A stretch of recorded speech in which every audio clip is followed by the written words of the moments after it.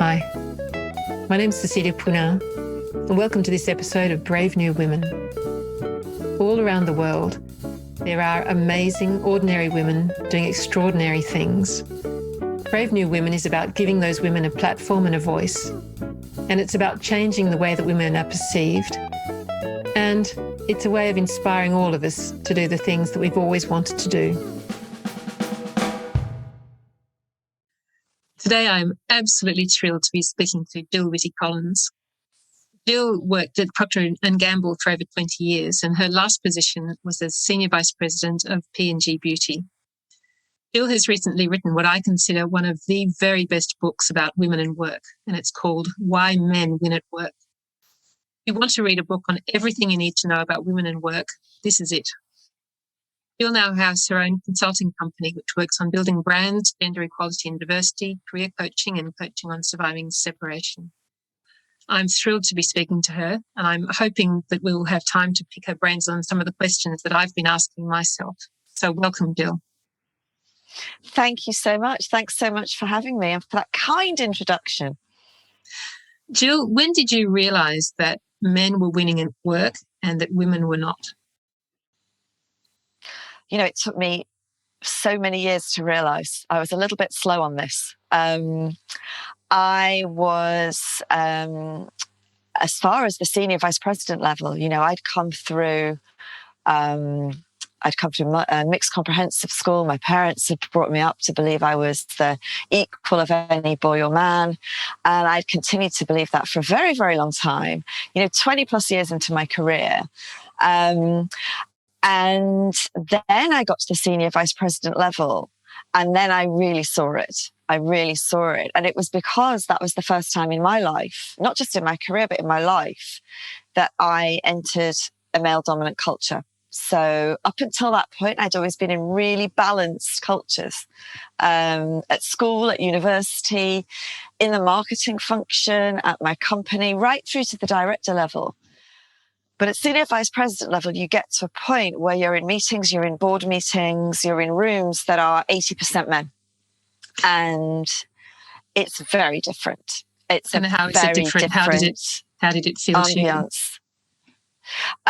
I felt the impact pretty much straight away. I could feel the impact on me. I could feel it. I could see it was doing something to the women around me as well.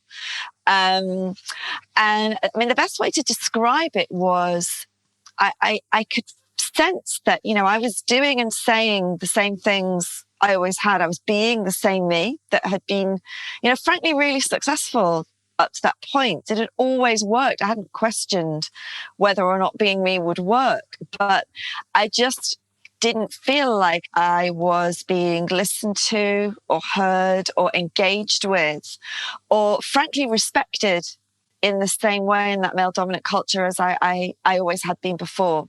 And I could absolutely see that happening to the other women as well. And I didn't understand it at first. It actually was a bit discombobulating for me because I just didn't get it. And that's when I actually became quite fascinated and started to ask myself, why is this happening? What is this? What is this invisible force that I can feel? So I started to read every article and book that I could get my hands on the subject to try and understand. And then obviously I realized, to your question, okay, this isn't me, and this isn't this room, and it isn't these men, and it isn't this company.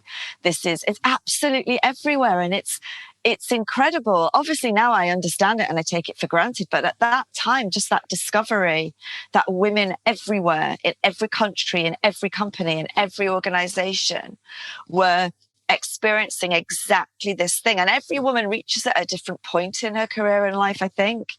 I consider myself very lucky that it hit me so late. I know many women hit this much, much earlier in their career, but everywhere. And then obviously I saw the data and I saw that, I mean, it is everywhere, even industries and places where they start out 50% women.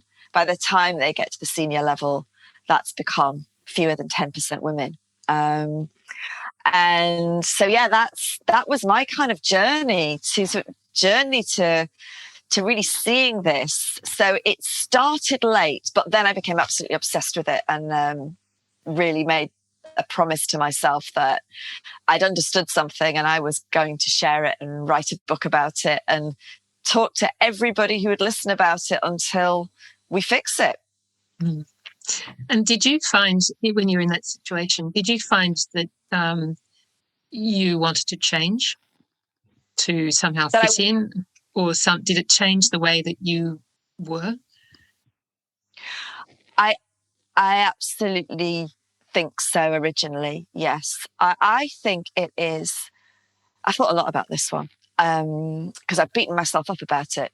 I think it is the most human and natural thing in the world, one of the most human and natural things in the world, for us to want to fit in, for us to want to work and function and be accepted and be valued in a situation, in a culture, in an organization. So I think unless you are a phenomenally strong person with an incredible awareness of yourself, I think it's just super tempting that your first thing will be to sort of, how can I adjust and how can I try to make this work here? So, yeah, I absolutely did think I tried. You know, when I left that company, which is, over 3 years ago now, I remember quite a few people saying to me, Jill, one of the things we love about you is that you always stayed yourself. You've always been an authentic, you. And that made me really sad because I actually didn't think I had. I actually did think that I diluted myself a little bit in order to try to fit.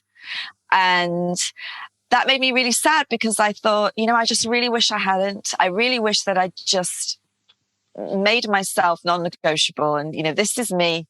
And either I work for you here and it works, or it doesn't, and walked away. And I think it's really, really sad that I diluted myself, and still people thought that was great. So I think, I really wish I'd not done that, and you'd had all of me right the way through. They had all of me for a very long time. But yeah, show me someone who doesn't at least attempt to fit in at first, and I'll show you an extremely strong character, and good for them.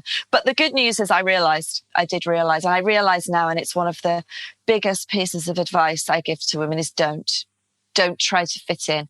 Know yourself, know your own strengths, know who you are, make that non-negotiable, find yourself a place where that is valued and it's leveraged, and you are valued and you're leveraged. And if you're not in that place, walk away, take your talent and brilliance somewhere else, and go find somewhere else where being you without trying to dilute yourself and fit in isn't necessary. Yeah. Mm-hmm. Mm-hmm.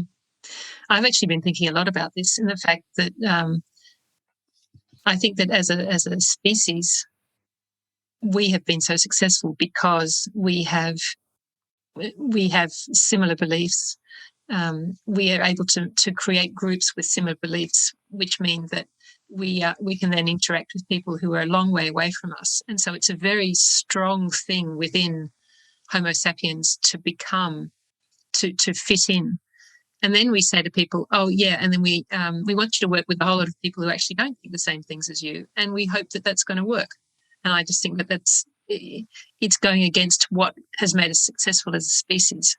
So I think that's so fascinating.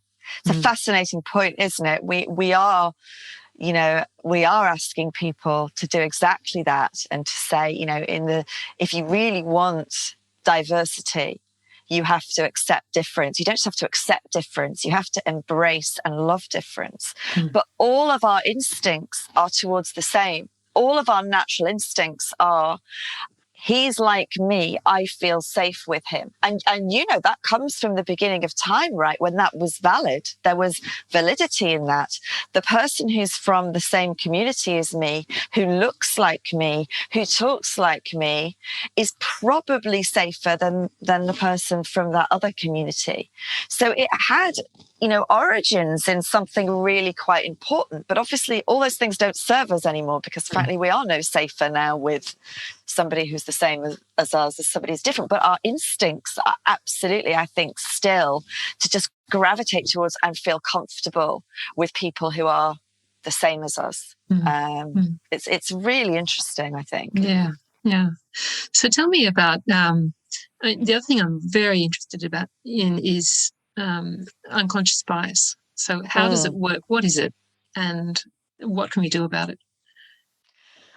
Well, unconscious bias is obviously a massive one, because we all have it. And we all have lots of it. And it's imprinted on us from pretty much the moment we're born. We're being sent messages about, how to classify things. And it originally comes, of course, from the brain simplifying mechanism, because the brain is taking on board just so many millions and millions and millions of pieces of data and information every day.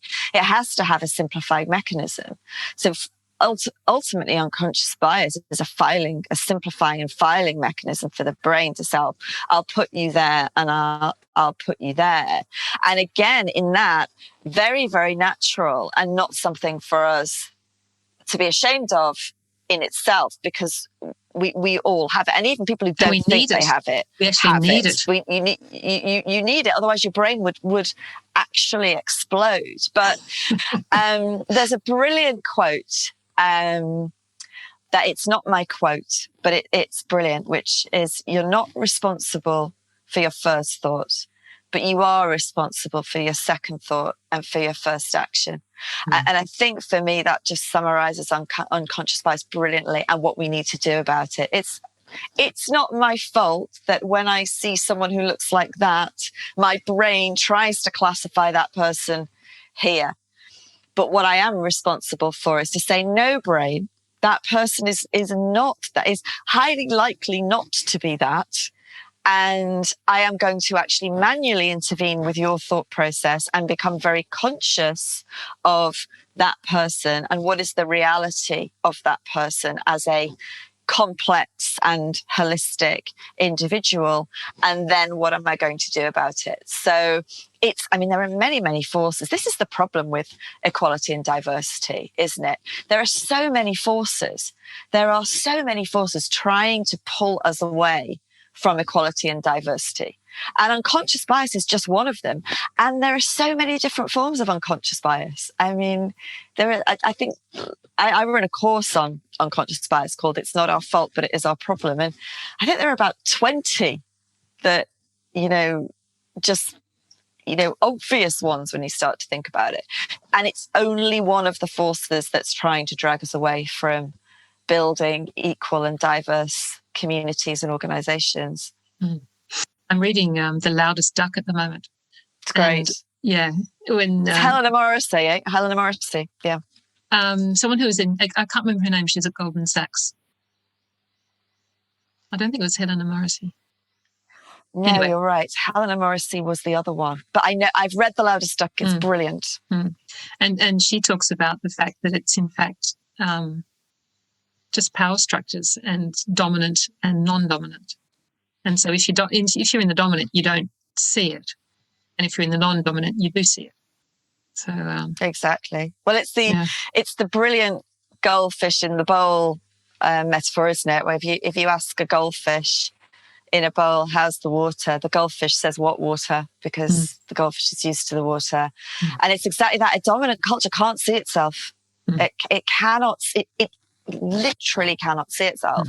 But if you're not part of that dominant culture, you can feel it the second you walk. It's like the air changes for you. And, I've certainly experienced that. I think we've all experienced that. But that, again, is what makes this so tough, because largely the people who are making up the dominant culture, so in the gender equality sense, men making up a male dominant culture, By and large, I would say 99% plus cases, they're not badly intended at all. They're really just oblivious. So they're good, decent men who probably believe in equality and are probably absolutely not sexist, but they're still contributing to this issue by creating and maintaining a culture which pretty much suffocates women, or at least paralyzes them from performing at their best. And they're absolutely not doing that deliberately. So when they're asked to engage on gender equality,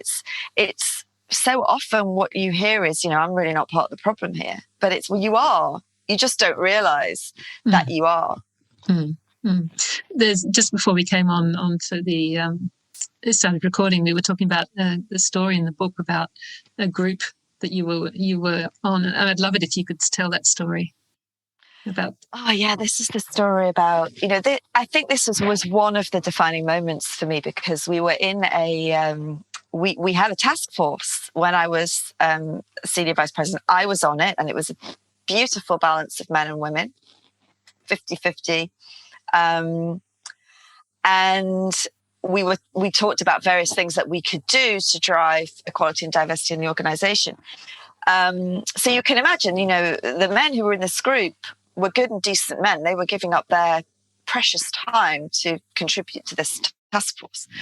And we were talking about the promotion process. We had a very, very rigorous and objective, at least as objective as it could be, process to decide who got promoted to the next level at various stages. And we were talking about one specific case where there had been a number of candidates for a promotion to the associate director level at that point, and many, many excellent female candidates, and obviously some great male candidates as well. And the man who'd made the decision about who to promote had chosen a man. And this man, I can tell you, is really one of the greatest men I met at my time at Procter & Gamble. He's really one of the men I most like and most respect from my time. A really good man. And I asked him, tell me why you chose him. Just tell me. And his answer was, Gill, because I analysed and looked at all of the options, and the man was just the best. And that was the reason when it hit me, the obvious point hit me, which is, this is what happens every time. This is what happens in those 90+% of cases when we keep choosing the man for that top position. It's not because we went into it wanting a man. It's because we think the man is the best. And I happen to know in this instance that this guy was, that there were women on that list who were absolutely stronger than this guy. Oh, so really? In this case, this good, decent man who'd done his due diligence, he'd still concluded that the man was the best. And the real question is why, isn't it? Because if we're 50% of the population, if women are 50% of the population, and I don't think anyone would really debate that we're of equal intelligence and competence, and I think only the very rare misogynists would debate that, then it just cannot possibly be right that in 90+% of the cases, we choose the man because we think he's better. Arguably 50% of the time, the man was the right choice. But what about the rest of the time? And obviously that's all those invisible forces at play. All of those invisible forces persuading and convincing even really good and decent and well-intended men like this that the man's the better performer, the man's the one that they should choose. This is a very, very, these are very powerful forces working against us. What are some of the other forces?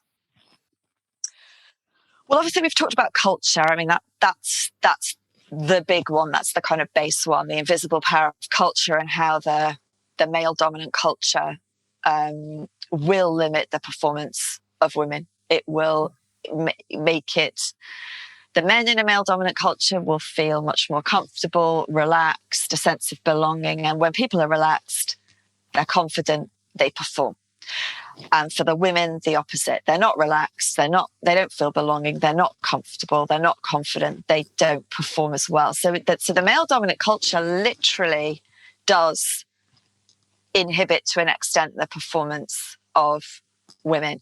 It also distracts them from focusing on their own strengths. It's that fitting in point. If you, like most mere mortals, certainly like myself, do succumb to that almost irresistible urge to try to fit in, by definition, you're focusing on trying to copy somebody else's behaviors and strengths rather than using your own. And if there's one thing that I think is profoundly true in life, we succeed in life and we're happy in life when we use our own strengths. So the culture's directing us away from doing that and tempting us to fit in. And then also that's making us inauthentic because we're not really showing up as us. And people smell that inauthenticity, which makes them think, well, she's very good, but there's something a bit off about her, isn't there? So all of that's going on.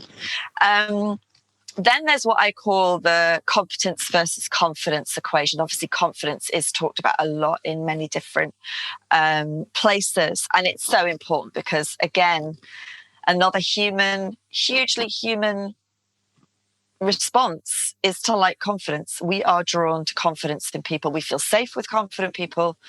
If somebody's confident in themselves, we are confident in them. We want to give them the project, the job, the promotion, because they look like they believe they can do it. And obviously the problem with that is that there are many, many, many reasons why in general women do show up into adulthood with lower confidence levels than men in general.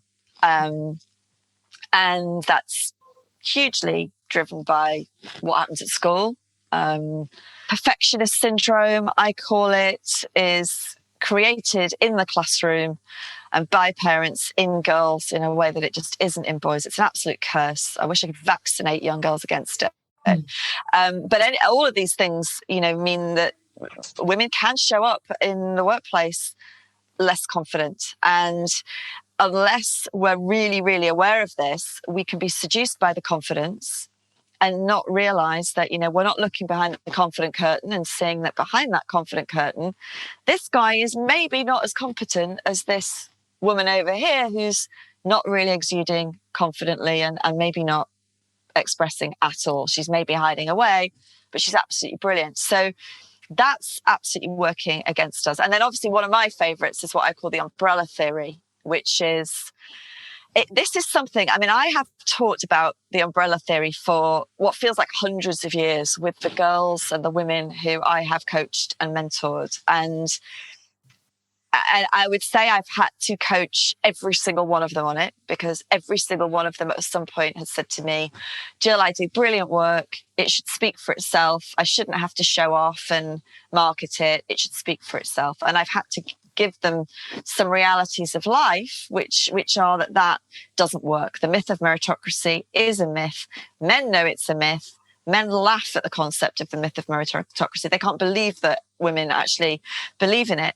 And the way that I think about it is that for our bosses, if we work for bosses, for them, they're not seeing us really. They're just seeing a lot of tops of umbrellas. They just see their organization is like the tops of lots of umbrellas, and they don't really see a lot of what's going on underneath because they're super busy. They've got their own bosses to manage. They've got their own work to do. So unless they're an absolutely brilliant boss who's really conscious of this stuff, they're kind of really relying on the people beneath them, moving their umbrella aside every now and again and saying, hey, can I update you on my project? Can we talk about this? Can I get your input? And in general, men are just much, much better at doing this. Men will carve out that time for the networking and the visibility and grabbing the coffee and sharing that, moving that umbrella aside. And in general, women are dreadful at it and they just don't do it. They don't like it and they don't do it. And then they don't have time for it, which we'll talk about in a second. I'm actually, I'm in an office at the moment with my boss. And I see the men from the office next door coming in. They come in 3 or 4 times a day. I've never seen a woman come in. Absolutely. It's It's absolutely classic. And I know I read a story from one boss who was a male senior guy who was very conscious of this. And he said, I can't tell you how many times a day a man in my organization drops in and says, I was just passing by your office. And he said, and no women do. And he says, let me tell you, my office is at the dead end of a corridor. So there is no way these men were just, but you know what? I say good for the men, because I think the men get it. The men understand that it's not just about doing great work. The work has to be visible. You have to be visible. You have to be known. You can't rely on your boss to be looking under your umbrella all the time. So I just think men are more savvy about this than women. I also think there's that human element again. People give jobs and promotions to people they know. It's not a spreadsheet decision. Maybe it should be, but it isn't. And I don't believe it ever will be. People like, on top of being able to see somebody's numbers and somebody's results, they like to have a feeling for a person. So if you're under your umbrella all the time, how the hell are they going to get that? So I actually think men are more savvy about this. Having said all of that, there is the very real time issue. And women in general have less time for this. And again, it's a generalization. And now, apologies to any men out there who are doing their share at home, because I know there are some of them, but most of them aren't. And women are doing 80% of the work at home. So it just doesn't add up, right? If you've got a career and you're carrying most of the work for the family, the cooking, the cleaning, the shopping, the childcare, all of that stuff. The admin. And you've also got, the admin, all the emotional admin. And you got 24 hours a day and he got 24 hours in the day and you'd like some sleep. It doesn't actually add up. So what many women say to me is, Jill, okay, I get it. I get the umbrella theory, but how the hell am I supposed to do all this? And that's one of the reasons why I'm so passionate about 50-50 at home. I don't believe we'll get to 50-50 at work until we get to 50-50 at home, because there will always be this barrier. Women will say, I'm burning out just trying to do the work and look after the family if they have one. They just don't have the time for this. And by the way, they don't like it. So it's one of the key drivers, I think, of men winning at work. It is, and this is why so many women get frustrated, because they see a man getting the job or the promotion that they believe they deserve, and maybe their work does deserve it. Mm-hmm. And that's also about women standing up at home and saying, actually, I'm just not going to do this anymore. So if you wanted to get it done, then you're going to have to do it. Standing up to. The sound's gone again. Is that better? It's back here. It's a massive one, isn't it? Because I always say to women now, young women, be very careful who you choose to spend your life with, and right up front, make sure that you're really choosing a partner, a real partner at home and for the kids and for the family if you're going to have that. And for the women, I think it's incredible how women do accept this role, even though it's burning them out and making them very ill in some cases.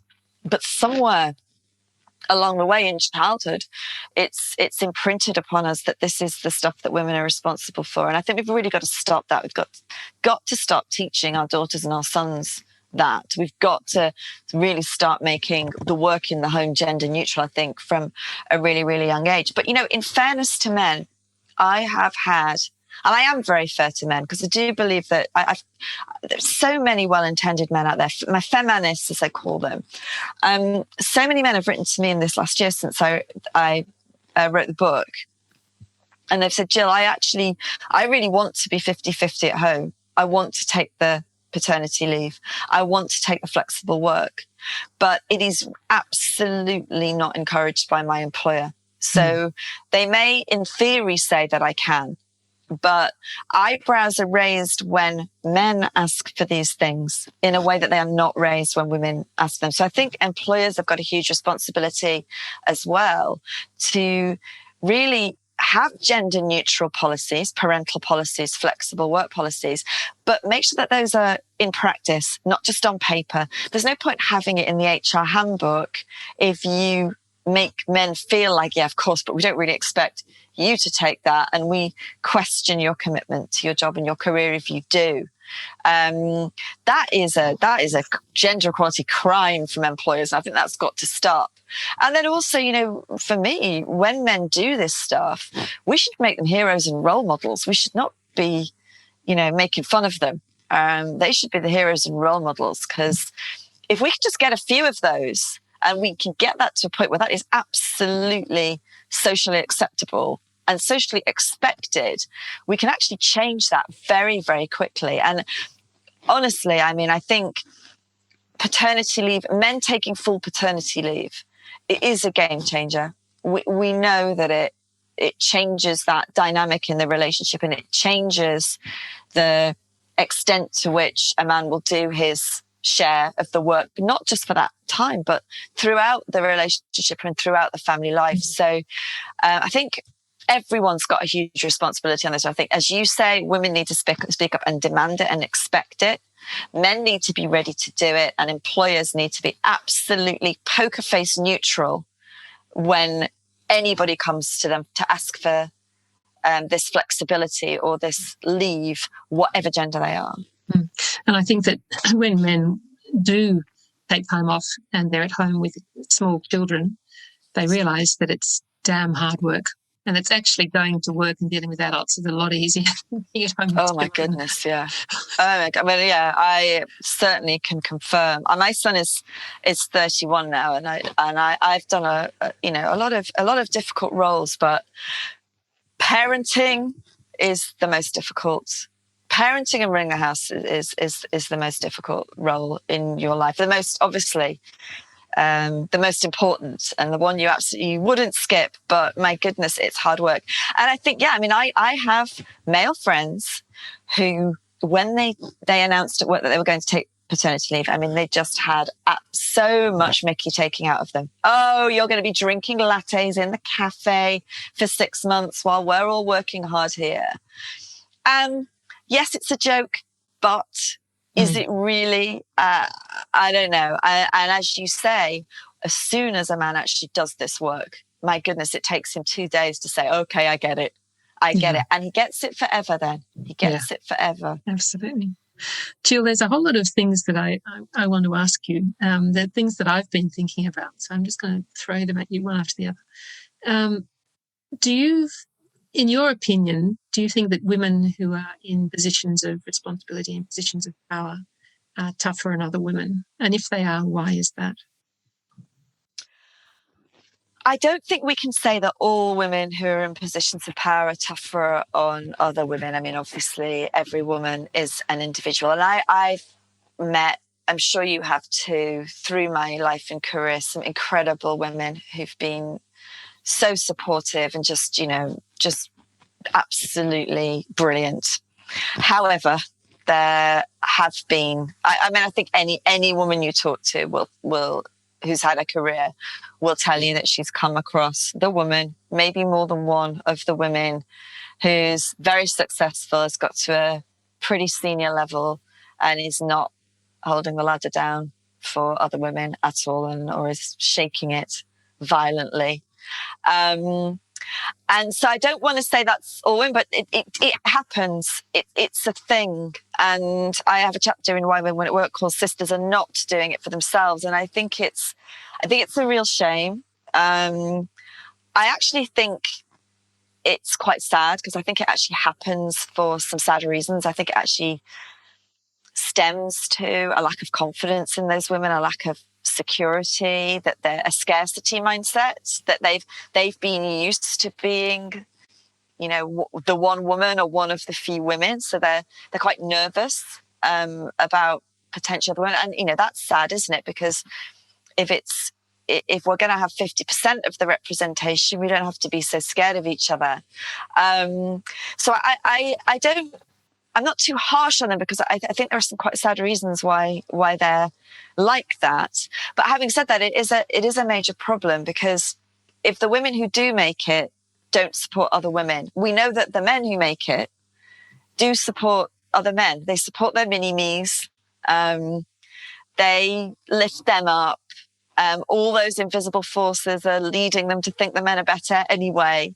So if the women who make it are not actively supporting the women, let alone actually trying to kind of keep them down because they're threatened by them, it's a major problem. We're never going to actually get anywhere on this. So yeah, I think, I just hope that the new generation of women who makes it up there is going to be different and is going to have none of that. And also, by the way, it's embarrassing. Men can see it. Men are always saying to me, we can see the cattiness that happens between senior women. And I think, come on, ladies, this is embarrassing. Mm-hmm. It's actually giving ammunition to the sexists and misogynists. It's giving fuel to their theories about what we are. So let's not do that anymore. Another question I have, which is similar, is do you think that men work better in pyramidal structures and that women work better in flat structures? Because there's this theory floating around that when we were on the savannah, men were out hunting, and it mean that if there was a man who was the top dog, then the men below him were happy for the guy to be the top dog because that they knew that they had a chance of being the top dog, whereas women were at home and they were looking after children and they needed much flatter structures. Do you think has that been your perception? I absolutely think this is at work in the workplace as well, yes. And there was that brilliant experiment, it's quite old now I think, where they took a group of young boys about 8 years old and a group of young girls about 8 years old, and they basically said to the boys, it's a sports team, Jack's going to be the captain. And then they said to the girls' team, Anne's going to be the captain. And then they observed what the boys did. And the boys absolutely accepted the hierarchy, hoped that they'd be the captain one day, but absolutely accepted Jack, and Jack absolutely accepted his position and took over. And then with the girls, Anne immediately started to say things like, we'll do this together. We'll make decisions together. They've made me the captain, but we're going to do this together. And she immediately tried to level herself and the girls back to the same level. And I think that's fascinating. And they say one of the theories that it does stem back to the beginning of time, where while men went out hunting, the women stayed in the community. They were there all day with the kids, doing all the stuff that needed doing in the home with the community. And they had an enormous reliance on good relations with each other. It was actually dangerous for them not to have good relations with each other because they needed each other to support, look after the kids if there was a problem, all of that stuff. So the theory is that was at that point, women learnt the importance of levelling, and that you do not make yourself a tall poppy. You do not want to be a tall poppy. You do not want to be, yes, you don't want to be below anybody else, and you don't like it if somebody else is a tall poppy, but you absolutely do not want people to think that you think you're above them, because that is going to make you very unpopular, and unpopular is dangerous. So yeah, the whole theory is that we take that to school, we take that to the sports team, and then we take it right the way through. And yes, that potentially there is just a little bit more discomfort with that. I think though in the workplace, I'm not sure how much of an issue that is, because you know what, if you're made the president, yeah, and you're the kind of woman who's gone and she wants to be the president, and you're made the president, and that's a very official thing, and you're paid for that. I'm not sure how many women have a problem with taking on that position. It's been very objectively handed to her. And if all of this stuff is true, and if her natural instinct is to hold that role in a much more collaborative way, in a way that is much more really listening to the team and really hearing everybody and not being authority, then surely that is a good thing. To me, that's just good leadership, and a man can do it, and a woman can do it, any gender can do it. Yes, I have the position, but I'm absolutely not going to make any decisions without hearing from everybody. So, but I think it's absolutely, and you see women doing it all the time. They also say that is behind the language patterns. So the language patterns that we often see from women, in meetings where there'll be lots of caveats and lots of apologies and lots of really softening of the points, because what they're doing is just really trying to have no prickles in there, which might set somebody off, which the other women absolutely recognizes them doing that, but men can see as fluffy, not dynamic, not leadership. So it's brilliant. It's all fascinating stuff. Mm-hmm. I was talking to a woman the other day who works at Sister Jinahan, and she's been a manager for a long time. And she was saying that, in fact, management roles are changing now. So that the manager is not the one who gives orders. The manager is the one who facilitates and makes sure that people are working together and that they're working well with other. So it's even the role of management is changing. Well, it should be, right? And so it should be. No decision sticks if it's not been made based on amazing discussion from brilliant input from a diverse group. I mean, it's basic when you think about it, isn't it? Absolutely. One of my last questions, do you think that diversity and inclusion training works? I absolutely do think it works. Obviously, I do a lot of it, so I would say that. It works, but in itself, it's not enough. So it's the start. It is the start of the journey where you raise the awareness of individuals and organisations of, firstly, the opportunity of equality, diversity, and inclusion, and that it is a driver of results. It is absolutely a driver of performance and results for all the reasons we've talked, because diverse input, diverse ideas, better discussion, more complete discussion, don't miss things, better innovation. It makes sense. So firstly, the training drives just that real belief. And I will, with any organisation, when I'm consulting with them, I will always start there and say, we're not going any further until you get this deep to the bones of your body, that you really believe that equality, diversity, and inclusion will build your business and will drive your results, because I can't do anything until you get that. So getting them to get that opportunity and getting them to understand that it is an issue in society, because many people come into it saying it's not. They'll come into it saying, we've got much bigger issues than this, because they see, they see women prime ministers and presidents and a few female CEOs, and they think there are women everywhere. Women are taking all the jobs. And obviously you have to bring them back to the data and say, actually, no, women have got fewer than 10% of those top jobs. So getting people to get that, yes, it is an issue, but it's also an issue in my organisation, because they'll often be blind to that too, because it's the goldfish, it's the dominant culture. They feel fine in the culture. They feel good in the culture. We don't have an issue here. Really holding that mirror up to them and saying, okay, let's just have a look actually at your numbers, and let's have a look at what percentage of women you have and at each level, and let's have a look at your gender pay gap. And most of them will be in denial at the beginning and very quickly get that. So once they've got yes, it's an issue, yes, it will make my results stronger, and then they understand what causes it, and they have those penny drop moments of, oh yes, I do that actually, oh that is me. And for everyone it will be different, but everyone will have oh god, yes. Then you've got the awareness and the consciousness. You've just made the unconscious conscious. So yes, that's a great thing, but then you've got to do the work, because then what you have to do is say, right, because if you just leave it there, anything like that, you read an amazing book and you're all fired up, and then 6 months later it's sort of dimmed, hasn't it? You kind of, I didn't really do anything with that. It's exactly the same with training.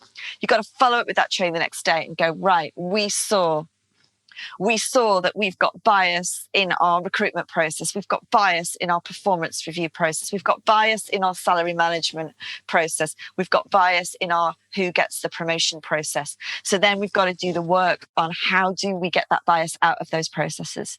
How do we make those processes as objective and as database and as holistic as we possibly can to really minimize all the chances that the dominant culture is just going to continue to be a self-fulfilling prophecy. So you just have to back it up. And then you have to audit it. Every year you have to go back and say, okay, where are we? Are we making progress? Where do we need to focus now? So yes, training works, but only if it's the first step. My belief too is that training is like learning to play the piano. You know, you can't just do it once. You have to practice. Yes. If you don't practice, then you forget. Yes. And you don't build muscle. So absolutely, it's like playing the piano. Yeah. Absolutely. It's like anything, isn't it? And this is, you know, I come back to this point about so many forces, so many invisible, unconscious, unintended forces working against equality and diversity. So we've got to be on them. You've got to be on them every day. You've got to understand them all, and you've got to have mechanisms in place to intervene with them. And you've got to be watching them, because otherwise they'll take you over again when you turn your back. Gill, I've got two last questions. The first one is, what are your feelings today about being a woman? Very open question. I wouldn't want to be anything else. I'm very proud to be a woman. But it's frustrating. I am frustrated, and I do get livid sometimes, because I don't understand why we accept this. I don't understand why so many women, the majority of women, just accept that, despite the fact that we're 50% of the population. And we know we're as intelligent, and we know we're as competent, and we know we even have at least equal leadership ability. And yet we look around the world and we see it being run by men, and we look at businesses and we see them being run by men. And not very well. We see the way, yes, often not very well. And we see the way that we are treated sometimes, and that the way that we are made small, and the way that we are expected to carry this enormous burden of work at home. And this is a man's world. And I don't understand why we accept it. And I don't know if you've heard of an organization called Purse Power. I love them. Their whole concept is that women control 80%. The downside of women doing 80% of all the work for the family and the home is that women control 80% of the spending, right? They, with the exception of a few purchases, women will be deciding where the money goes. Women actually, despite the fact that we're only 50%, we have significantly more power than 50%. So I would argue, why do we not use our 50% power? Purse Power would say, you got a hell of a lot more than 50% because you've got 80%. If women actually really became conscious of this and said, actually, today, we refuse to accept any longer anything less than 50% representation, we have the power to do something like that. For a start, we could decide that we will only spend money with companies that have 50% representation of women at least. We could fix this. We could demand the fixing of this. Now, obviously, men have a lot of work to do. So it's a very long answer to your question, but as a woman, proud to be a woman, but frustrated that we accept this situation. And I wish we got more angry and more demanding, and that we weren't so positive, patient, and polite about this. And so sweet. So sweet. I'm not sweet. Never been accused of that, I have to say. Gill, is there anything that we've missed, a last message that you'd like to give to people who are listening? Anything at all that you're burning to say? think probably the biggest thing that we haven't maybe talked about enough is just how important men are in this.